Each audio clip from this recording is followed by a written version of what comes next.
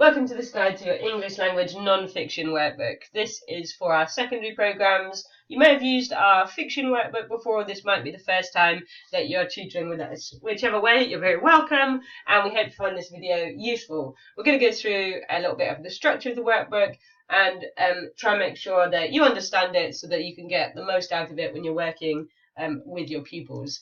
Now, there's a lot more in the workbook than I'll be able to cover in this video.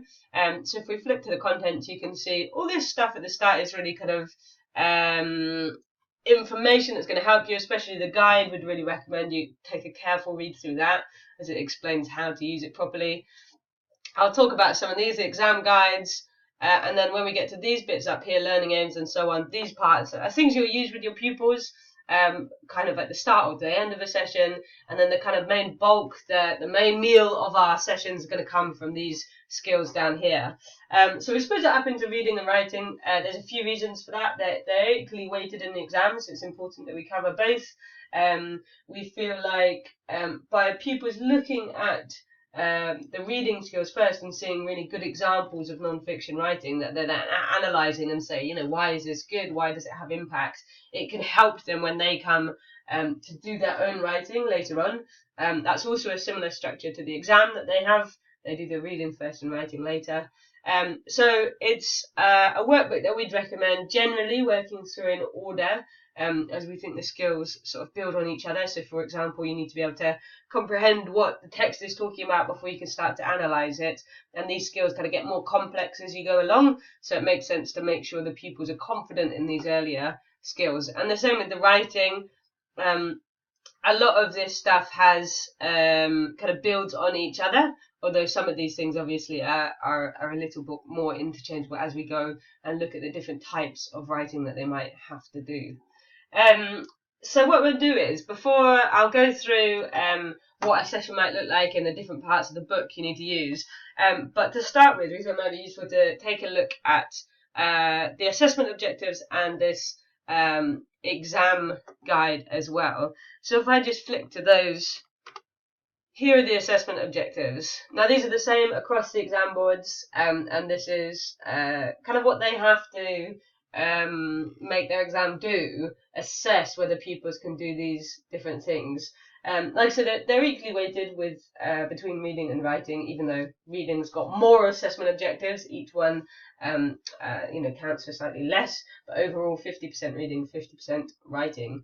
The reason we've put this in, and the reason we've put these exam guides in, so if I flick to the next page, you'll be able to see what an exam guide looks like. This is what it looks like for AQA, is because it's really important for the pupils to understand how what you're doing in a session will help them in their exam. So in our math sessions, we don't have to talk about it so explicitly because it's in itself kind of naturally clearer. So for example, if I can't add fractions and my tutor sits with me and explains how to add fractions, I practice, I get confident I can do it, I just kind of know, when an added fractions question comes up in the exam, I'll be able to do it. Nobody needs to sit down and say, this is how it will be useful.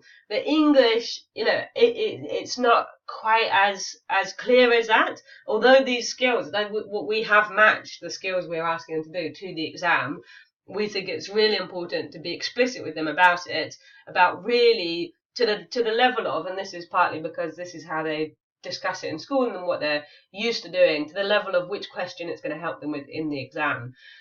Obviously, you might not know all the exams, which is why we've put in these exam guides. So these should help you because they if you don't know which exam board they're doing, you can ask the pupils if they're not sure. Hopefully they will be, but if they're not sure, ask the member of Action Tutoring staff at the school, and they should be able to help you and find out. But we find that will really help pupil buy-in.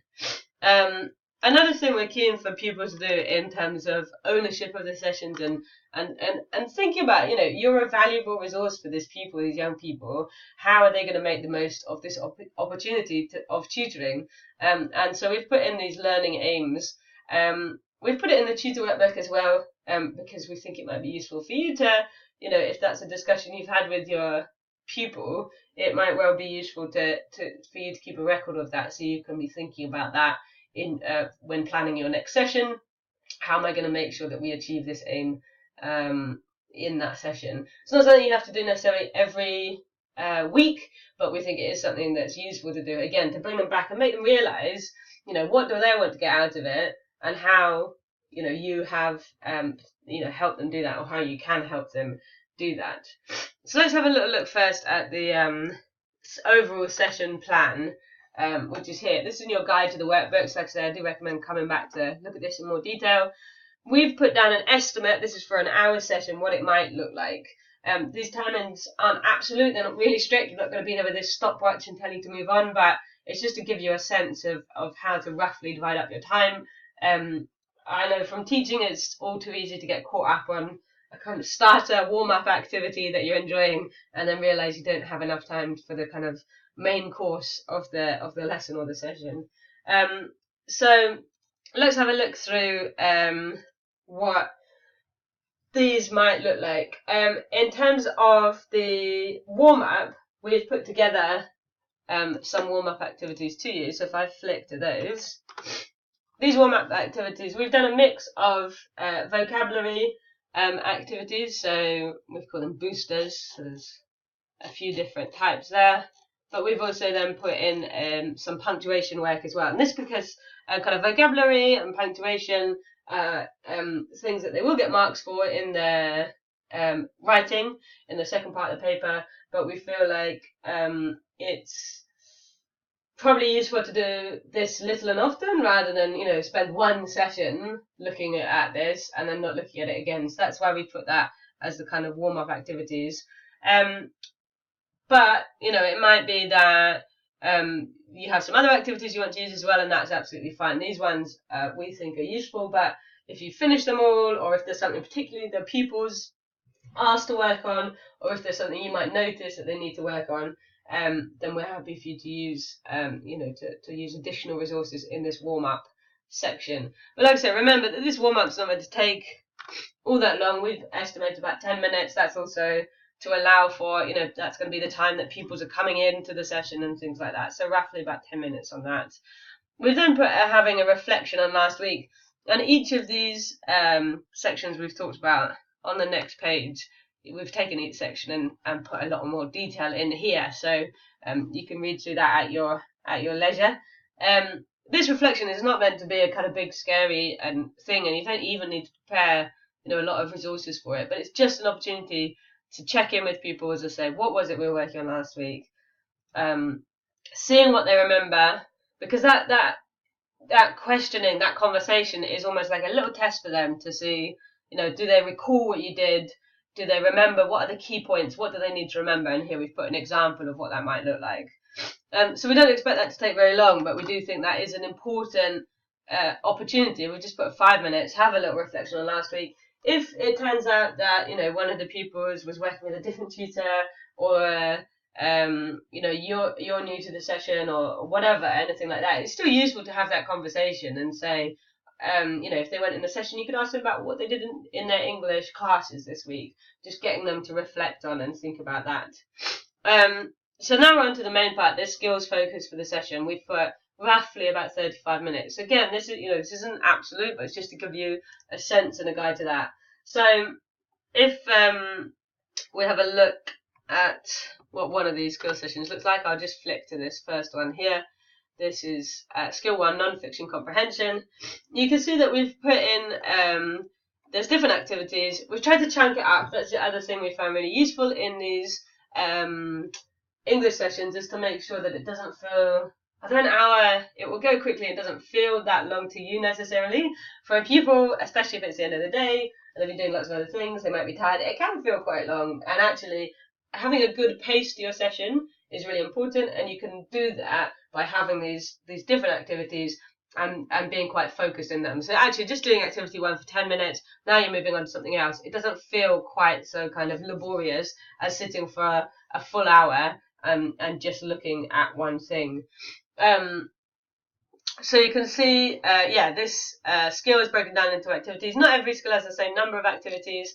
If we go through here, we have, and the first activities are shorter. These are comprehension ones, so they're quite short as well.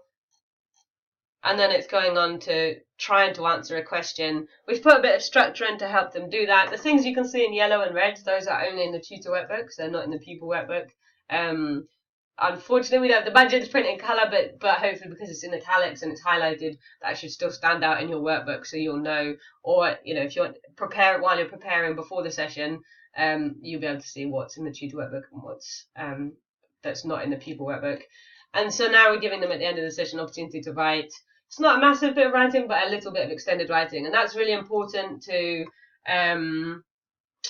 give pupils the opportunity to work independently and practice writing and practice mimicking what are they actually going to have to do in the exam, just in small bite-sized chunks, because if they never practice writing an extended answer, you know, then they're going to struggle with that when they get to the exam. So that's what a session looks like, but you can have a look in a bit more detail. And then we've talked about doing a wrap-up or a plenary. And one way we've suggested doing this, and one resource we've put together for this, is the reflection journal. This is an example of how they might fill it in. But again, it helps them think back. What have they done today? What's the key point? It also enables you to open up a conversation about what you're going to work on next week. And again, it's forcing them to think to the previous week. Is there something they can remember? So that's a resource that we've put together that you can use at the end of each session. But again, if you would prefer to bring in other plenaries as well, then that's okay. What we're keen to do is, I think with all of these things, it's key to try and think, what's the point of what I'm doing? So a plenary, chance to round off the session, recap some of the learning, check what they've understood. Let's not assume they've understood everything we've gone through. They can ask questions, we can check, is there something I need to go through next week again? And I think it makes sure that, you know, we're giving them a really good experience. It can be a bit messy if we're kind of still working on the activity and the skills section, and then it packing up, and then it's all, you know, I don't think it leaves them feeling like, oh, I've just had my tutoring, I know what I've done. So a useful question to think about is the next person they see after tutoring, as they go out the room, or when they go home, or somebody talks to them and they say, what did you do in your tutoring? What do you think they're going to say? And have you given them an opportunity to reflect on that in a way that's structured, that's useful? So that's our non-fiction workbook. As I said, please go back and have a look yourself. You can download a copy of our website. We'd suggest that you take about 20 minutes roughly planning. You know, it varies a little bit. Some people find that takes a bit longer when they first start, and they speed up as they get used to the workbook and they know their pupils better and things like that. It makes a big difference if you sit down before the session, look through, make sure you're comfortable. You want to be comfortable with the skills, with the kind of technical side of the English, so that when you're in the session with the pupil, your focus can be on the pupil. You know, how are you explaining it to them? How are they responding to you? And that takes a lot of kind of focus and attention. So if you're comfortable with the material you're using, it frees up space for you to make sure that the pupil's having, you know, the best experience they can, and you're having the most impact you can as well. So we hope you found that useful. Thank you so much for tutoring with us and giving up your time, and we hope you really enjoy it.